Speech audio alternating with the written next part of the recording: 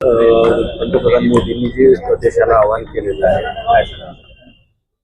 काल पंतप्रधान मोदीजींनी जे देशाला आवाहन केलं की बुवा 1 वर्ष तुम्ही सोनं खरेदी करू नका, पेट्रोल डिझेलचा कमी वापर करा, ह्या सगळ्या गोष्टी खरं तर आम्ही काँग्रेसजन पहिल्यापासूनच आमचे नेते राहुलजी गांधी यांनी मार्चमध्येच भाकीत त्यांनी केलेलं होतं. ते सोशल मीडियाच्या माध्यमातून आपल्या सर्वांच्या समोर आलेलं आहे की मोदीजी देशाला कोण्या दिशेने घेऊन जात आहेत आणि एक जबाबदार भारतासारख्या जबाबदार पंतप्रधान मोदयांनी असं वक्तव्य करणं हे म्हणजे पूर्ण देशाला एक आश्चर्यकारकरित्या प्रश्न पडलेला आहे.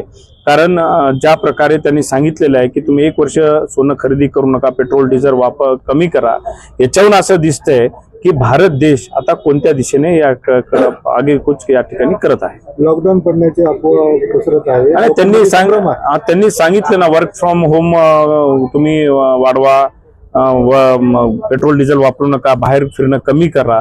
हे मला वाटते की हे संकेत असं असू शकतात की पुढे जी परिस्थिती भारतावर ओढणार आहे ते संकेत पंतप्रधान साहेबांनी त्यांच्या वक्तव्यातून या ठिकाणी संपूर्ण देशाला एक संदेश दिलेला आहे. खाद्यतेलाच्या बाबतीतही त्यांनी सांगितलं, मात्र खाद्यतेल भारतातच जास्त उत्पन्न. आणि खाद्यतेलाच्या बाबतीत आपण सांगितल्याप्रमाणे भारतात खाद्यतेल भरपूर मोठ्या प्रमाणात उत्पादन होते, पण त्यांनी निर्यात कमी करावी.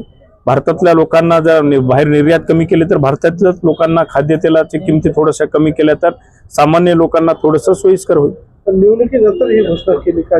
निश्चितच निवडणुकीनंतरच ते अशा काही घोषणा करतात. कारण आमचे नेते राहुलजी गांधी यांनी सांगितलं होतं की निवडणूक झाल्याबरोबर 5 ते 7 दिवसामध्ये पेट्रोल डिझेलच्या किमती वाढतील, गॅस सिलेंडरच्या किमती वाढतील आणि आणखी आश्चर्यकारकरित्या काही नवीन घोषणाही त्या ठिकाणी होऊ शकतात.